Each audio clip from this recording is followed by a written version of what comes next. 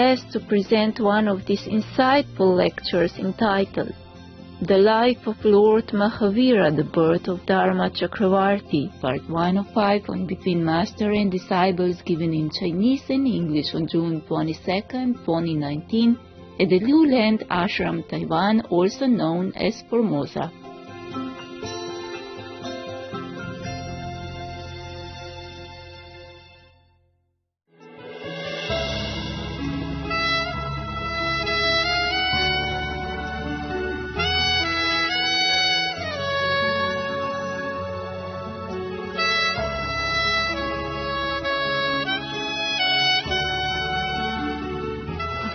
Hello.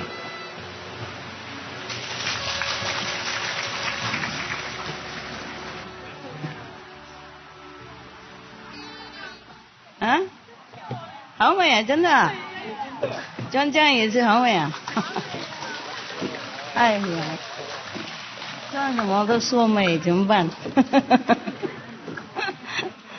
中国味道哈，啊，你们喜欢哈？啊。中国的味道，看到你们来这么多人，我也很高兴。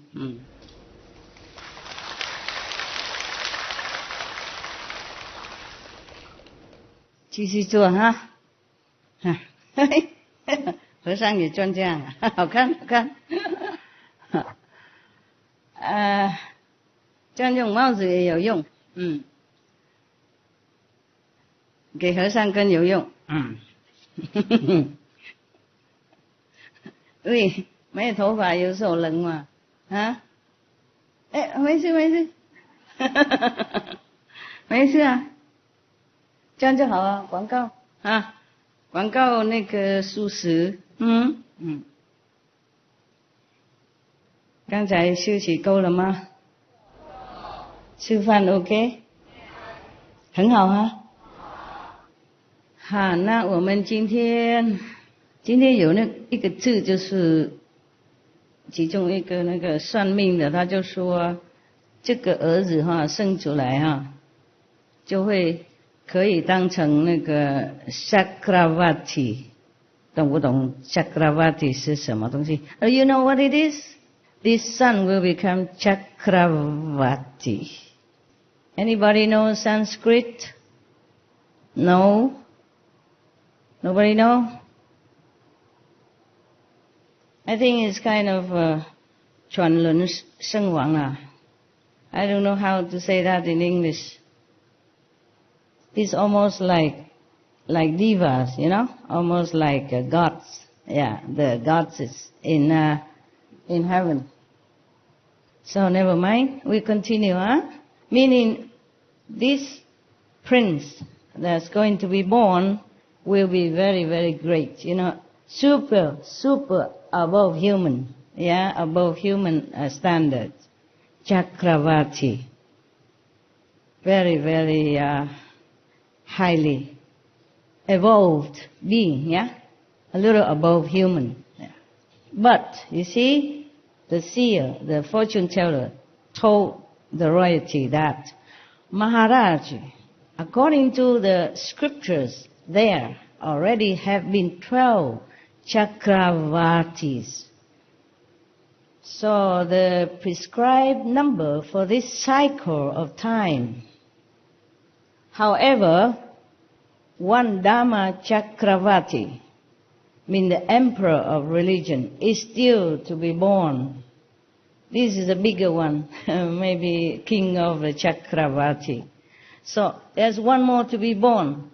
As such, all the signs and circumstances point at the fact that your son, the benefactor of mankind, will be a Dharma Chakravarti, king of Chakravarti, even one level higher than a normal Chakravarti. Wow.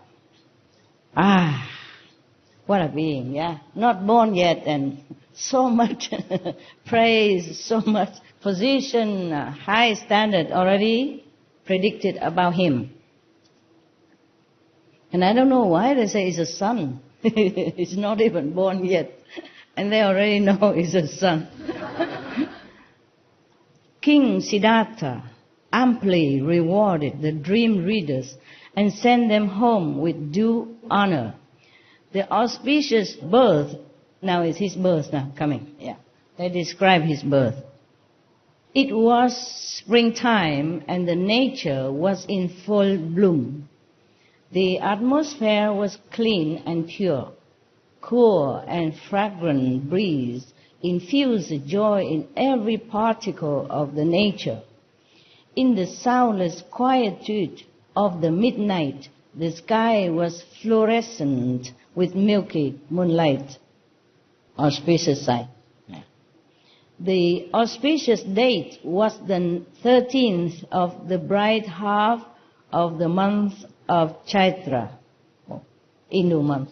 Okay, we have too many calendar, and now they have to include my calendar as well. So we have one extra calendar. I'm good at calendar. I don't just read. I give you big, long explanation and every other thing.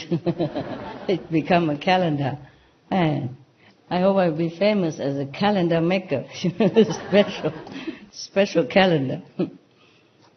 So the moon was in conjunction with the Uttara Paguni Nakshatra, okay, meaning lunar mansion, the sign of victory.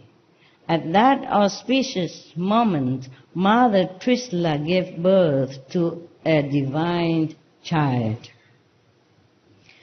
The child was the embodiment of divine light. As soon as he was born, the world was filled with radiant light. It appeared as if, to behold this divine light, even the blind were blessed with eyes. Such a radiant light, such brightness, that as if the blind people could even see. So bright. Yes. Maybe the blind people could see also, if that light were not just outside, but also infused in the beings on this planet. Then people can't even see the light inside. Yeah. Also, so in case this light was so bright and so benevolent, full of blessing from the great master, the newborn master, that the beings on this planet at that time might have been infused, blessed to see their own light within. Maybe not too long, maybe for a moment. Because this is the birth of a great master. So heavens and all the Buddhas, the saints, the past, present, master, they're all blessing the whole planet, in joy and celebration. Thus even the blind could see. That's what people think at that time. It was possible that the blind have seen something. In our group, in our association, there were some members, they were blind. But during the time of initiation, and henceforth, they were able to see things, the inside. So they said, I can see this, I can see that. So that's why in the Bible, it is stated that Jesus made the blind see. In the Buddha's time also, everything is possible. This light penetrated even the oppressive, dense darkness of the hell. Wow. So the hell beings forgot their pain, their quarrels, their fights, and battles stopped. In hell, so there are different kind of hell, There are hell when people are burned or chopped or punished in so many gruesome ways. And there's some hell that people keep fighting like forever, like they were fighting when they were alive already, and when they die, they continue fighting in hell. Whatever they have not finished on this planet, they continue in the astral level or in hell level. It's similar. So make sure whatever you quarrel with your wife or husband, finish it, before you die. You might continue fighting elsewhere, and I'm not responsible. Okay, this is personal, private business. It's not my job to interfere.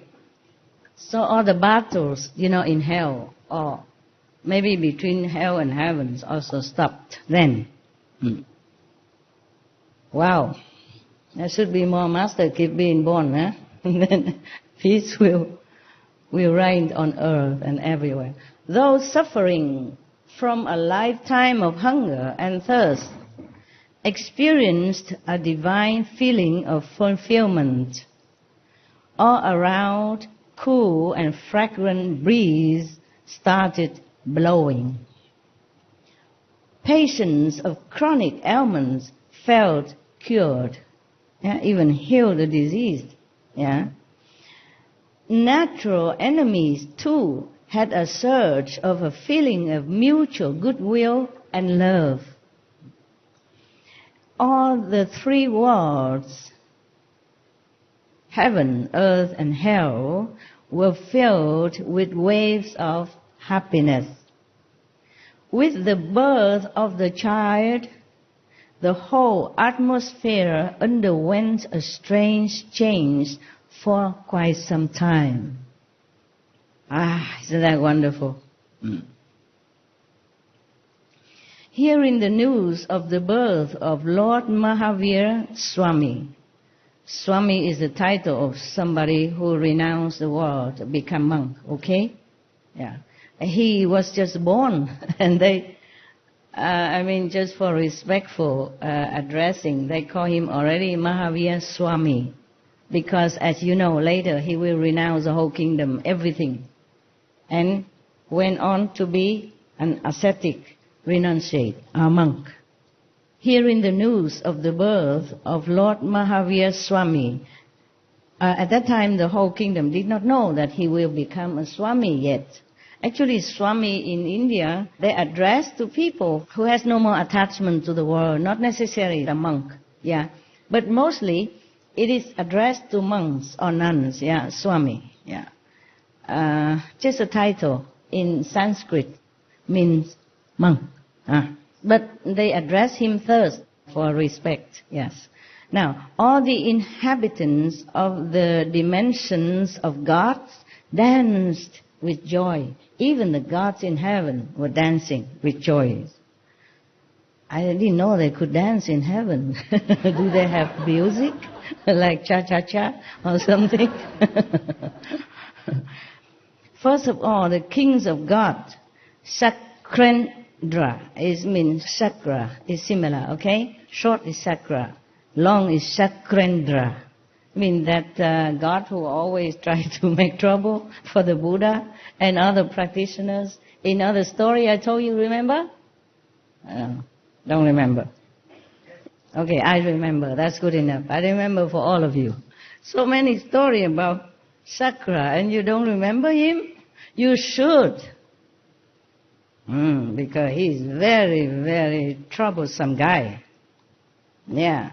When you sincerely vow that, I'm going to save all being in hell, or all being on the planet, all being on the universe, then he'll come, pay you a visit. And what a visit, you know, right? He's going to make a lot of suffering and trouble for you. See if you really are sincere, really devoted for your goal, or this selfless sacrifice for others or not. Or just a little test, and then you give up. Little test for him. But for us, poor practitioner is hell. Excuse me. You know already, Many stories I told you. And then come some more from this story, just to remind you in case you forgot him. Don't ever forget this guy, okay? If he come near, you immediately recite the 5 names, pray to all the master in the world, in the other world, to help you, protect you quickly. Otherwise you will become 1,000 pieces before you can even recite anything or become Buddha or anything. This is very scary, this guy. So, the king of the gods. Not God, big God, but small God. You know, like the kings of devas. I don't know why they call everybody God like that. Should be only one God, you know, but these are smaller gods. So we can call them devas, but they call themselves gods like that. It's in India. So they translate it like that. You must know this is not almighty God, okay? Just a small God. Yeah. It's just like there is a big king who have control over many small kingdoms, and they call him also king. Or maybe Maharaji means great king. And other is just Raja.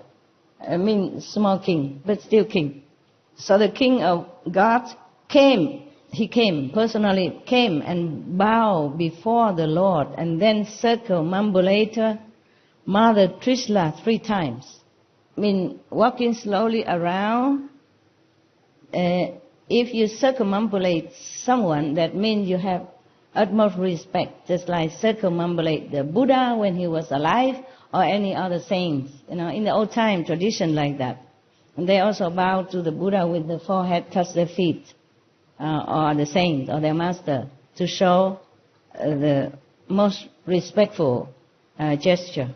So he circumambulate the mother even, the Queen Trishla 3 times. Sometimes they do it 7 times. It depends.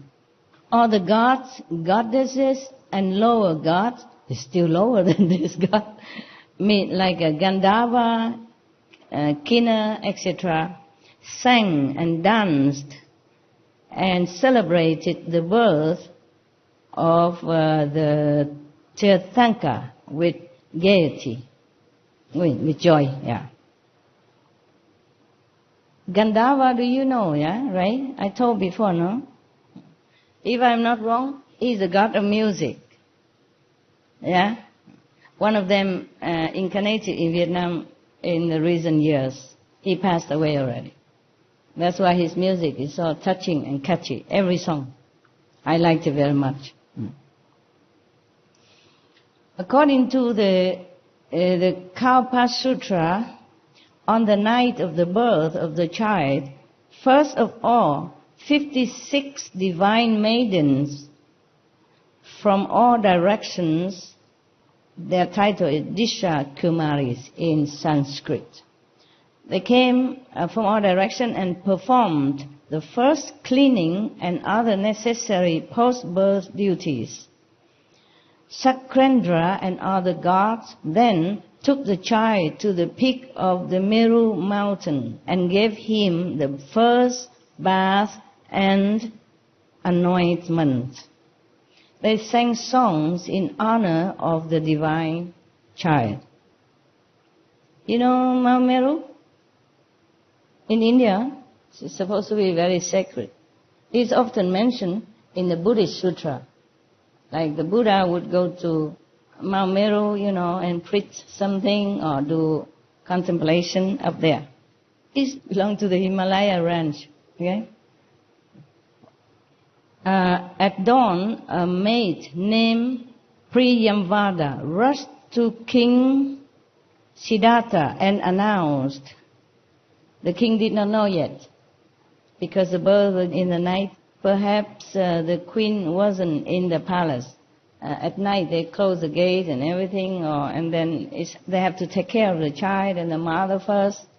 And the goddess brought the child to Meru mountain to bless him and bathe him. It must be frozen there. Oh, very cold. On top of the mountain, Himalaya, bath a little kid, a little baby. But they are different. They are divine people, so probably he won't feel any cold.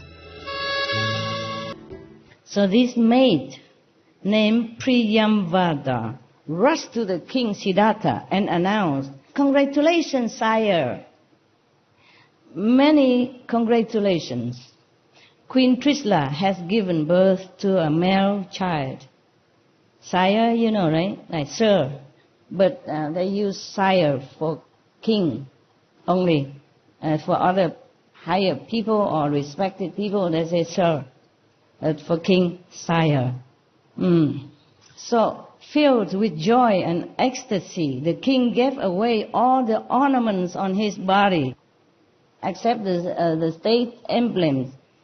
he gave everything that on his body at that time to the maid Priyamvada. He was too happy, too joyful, because he already heard so much about his son before the birth. Yeah, it's a great son is coming even, and to have a son to continue his reign, that is auspicious enough already. Not to talk about such a divine, great, and auspicious son as that. So he was overjoyed, and he took everything from his, except the one that represents the state and the kingship. He gave everything to the maid. He was too happy. Normally, a king doesn't do that. And you know, it must be very, very precious thing that he has given to this maid. King, they don't wear just, I don't know, it's just this like me. He would wear jewelry, diamond and rubies and lapis lazulis, whatever, you know, the best in the kingdom, and the best and the biggest and the most flawless jewelry that he would wear on his body as a symbol of authority and wealth. Kings in the old time, they wear jewelry, yeah. Sometimes they wear the long pearl also, or long chain, long necklace of jewelry, or something on their head, their body, yeah, and their wrist or their finger. Imagine he took all that out and gave it to the maid because they're too happy. Wow. Wouldn't you wish you were the maid at that time, huh? Then you don't have to work very hard in Loving Hut anymore. Just go enjoy the life of luxury. He also released her from slavery. Wow, even. Yeah. Thus, a slave woman was free of her lifelong slavery just because she was the bearer of the good news of the birth of the Tirthanka. She just came and tell the news, that's it, and she became free of her slavery and got so much jewelry from the king. She could live the whole life long with her family without doing anything anymore because of these precious jewelry that the king gave. Imagine that. The child just born and everybody profit already. The maid already became rich and free, just like that.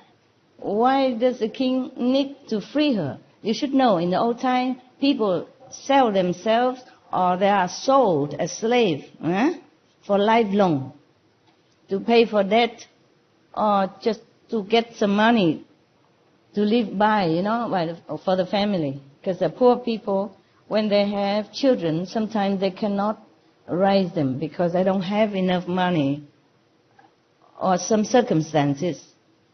And they sold their children as a slave. And that will be a lifelong.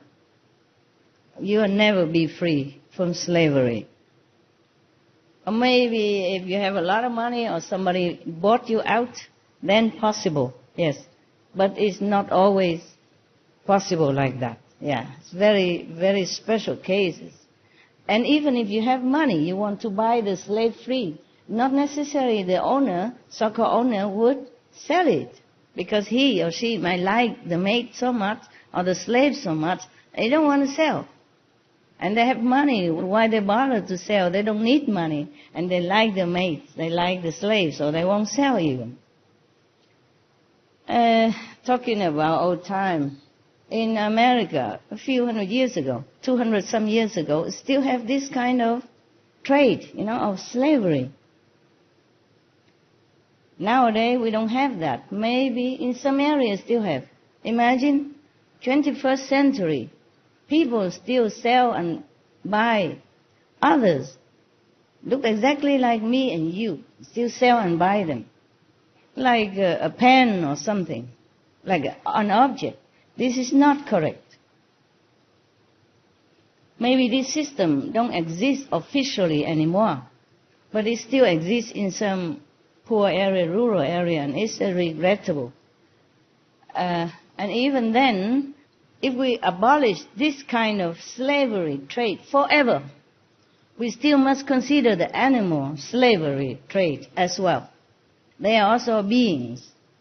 They have feeling. They have emotion, they have intelligence. They have loyalty to each other, and they're so good to each other and to humans also. And we sell by them just like we did with humans before. That's also not correct. Our world is not correct in many ways.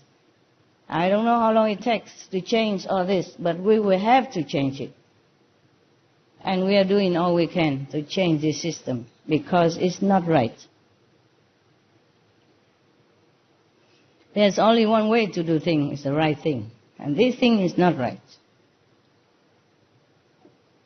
No matter what country or what government, if they have some thinking, some little sympathy in the heart, some understanding of what's right, what's wrong, then this slavery of humans and animals should be abolished long time before I was even born. That should be the right thing to do. Now we hope it comes soon.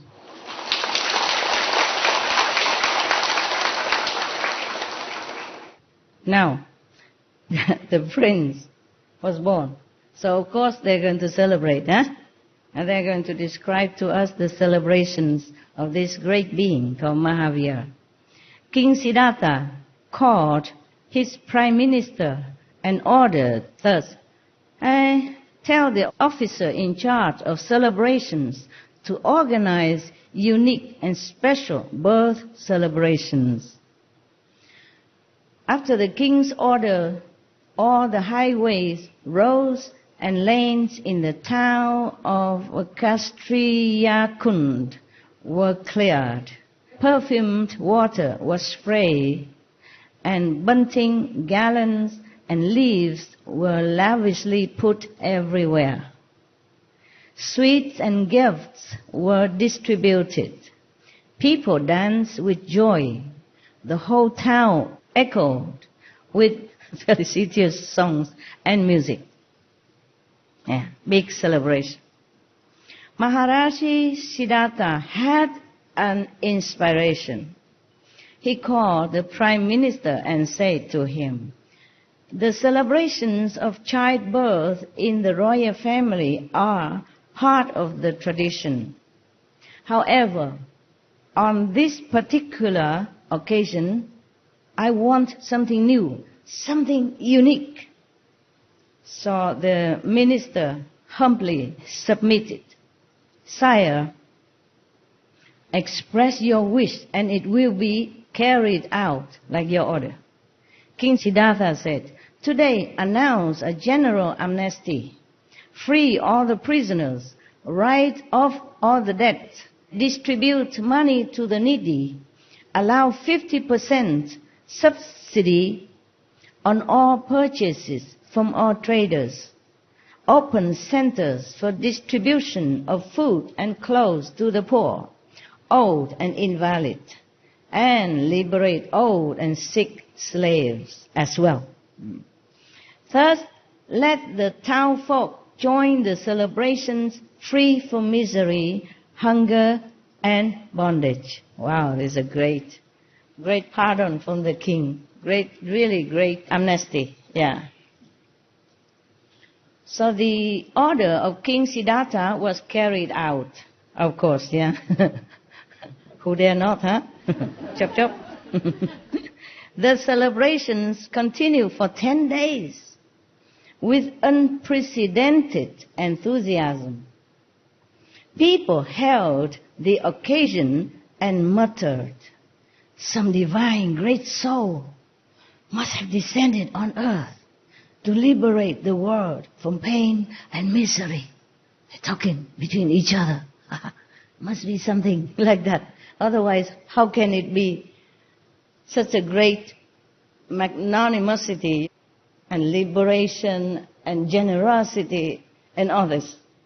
When the name-giving ceremonies approached, King Siddhartha said to Devi Trisla, "Devi, there has been a continued increase in our wealth, power, and happiness.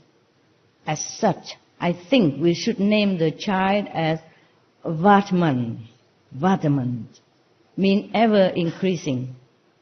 always progress, improved. Queen Trisla consented with joy. Oh, Maharaj, you are absolutely correct. Good wife, good wife.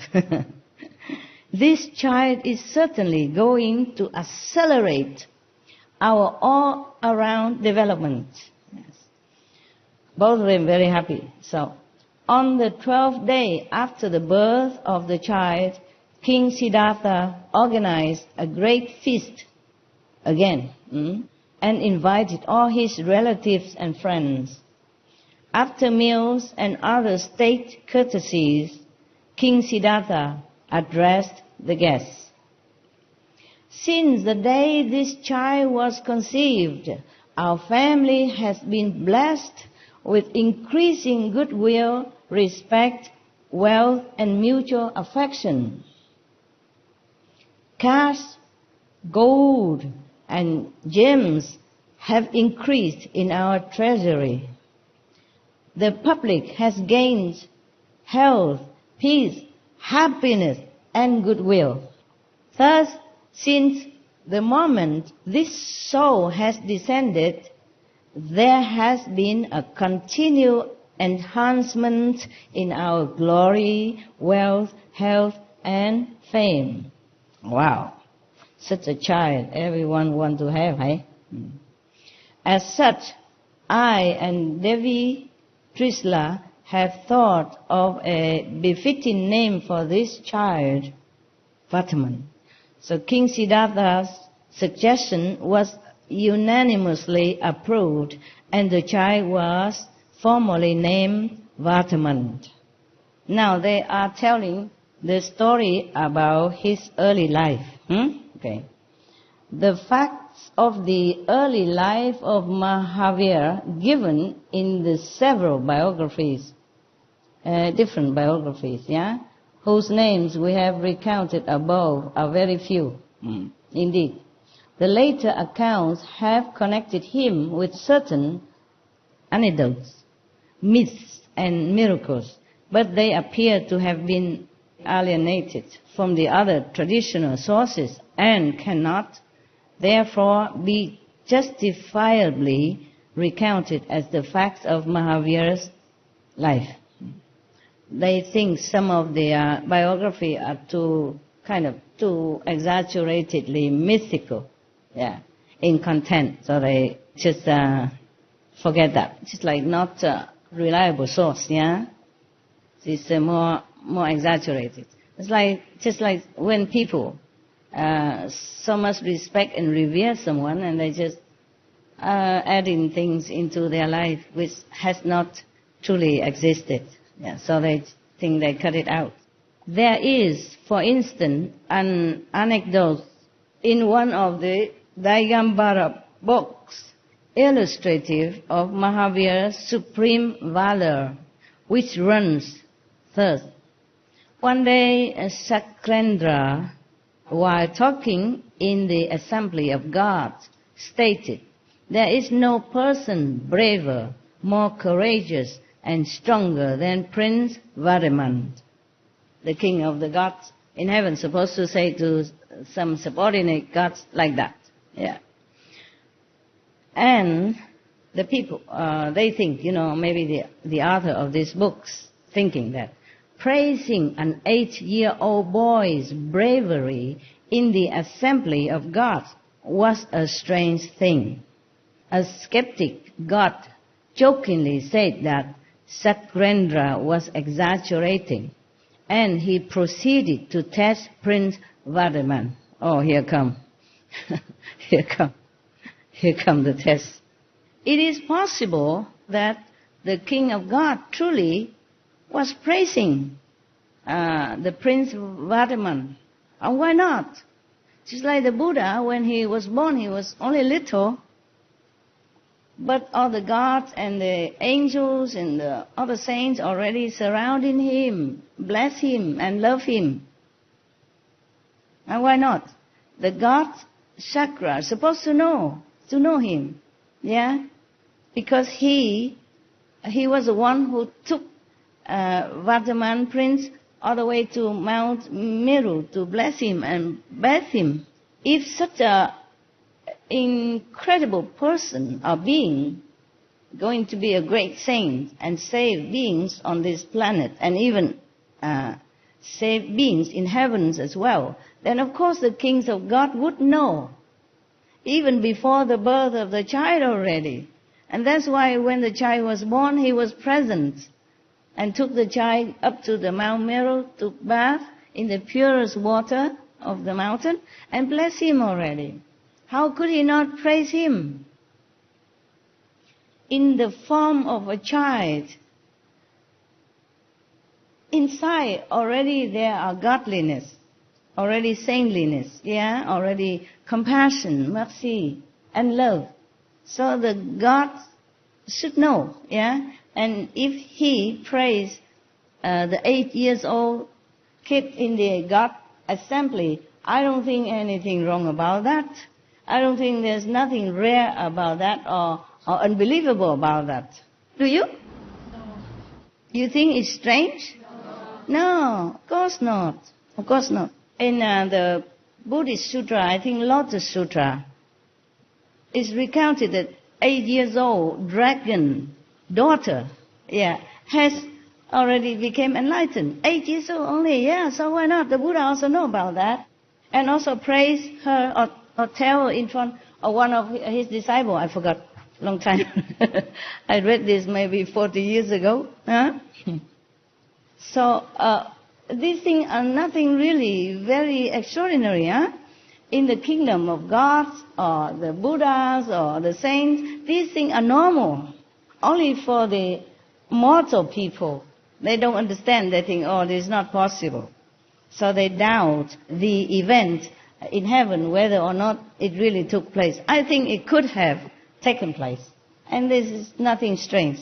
And if it's written here, or in other biography, that means maybe one person, very highly spiritual, developed, it could have gone and have access to heaven and probably heard about that or see that. Just like Buddha's disciple or Jesus' disciple or any saint's disciple, they have access to heaven. And they can hear discourses or discussion from different gods in heaven. So they came back and they wrote it down. So it's nothing really strange. Many of the Buddha disciples also went to many different heavens to listen to Buddha discourses up there. Like when Buddha went to Tusita heaven to give a lecture on behalf of his mother. Somebody came back and recounted. So it's nothing strange about that. But I guess this is a biography of a great master who has been long gone. So the people who wrote this or who translated or who maybe gather informations about the great master, past master, probably not be able to capiche that. Okay? But you capiche, no? I hope. No need to even say like the God or the kings of gods even. When I was 8 years old, I picked up one of the book or something, a prediction that one child is born in Asia. Right now, that child is about 8 years old, and she or he going to be very great in the world. No need to be the God to even predict that. They even see it everywhere. There are some seers, great seers, great clairvoyant, who has ability to see things that other people don't see. And no need to talk about a great master. In India or anywhere, there always have been, and there always exist some great seers and great clairvoyants all time. Nowadays, even in Tibet, for example, before the 14th Dalai Lama was born, the great seers, the monks, the elder, the senior monks, who can see things, who know things, who are trusted, with inner knowledge as well. They went everywhere to look for the child who supposed to be the reincarnation of the Dalai Lama, the next Dalai Lama, which is the 14th Dalai Lama right now. And it's not the first time they do that. they always look for the Dalai Lama reincarnation, different succession. They always did that. And the 14 Dalai Lama also into the same category, that they also went everywhere to look for the child. After the Dalai Lama, the past Dalai Lama died, then they will start looking already. If the soul of that Dalai Lama has reincarnated somewhere, and they find him, they will always find him and install him back in the throne as the next Dalai Lama. So there's nothing mysterious about whether or not the God, the King of God in heaven has praised Prince Vatman when he was only 8 years old. I think it's very, very possible that this is really a true story. I mean, why would people say such thing when it's not true? If they understand about spiritual practice and they understand about the precepts, they would not tell lies, especially lying about a master, a great being like Vatman Mahavir. I think. Okay. Thank you. You are disciples, so all of you always agree to everything I said. This is good. Make me feel supported. But it's logical, right? Yeah, citing so many examples, then you would know that. This is a continued story that some of the people doubt whether or not it's true. So this is a continuing of that story.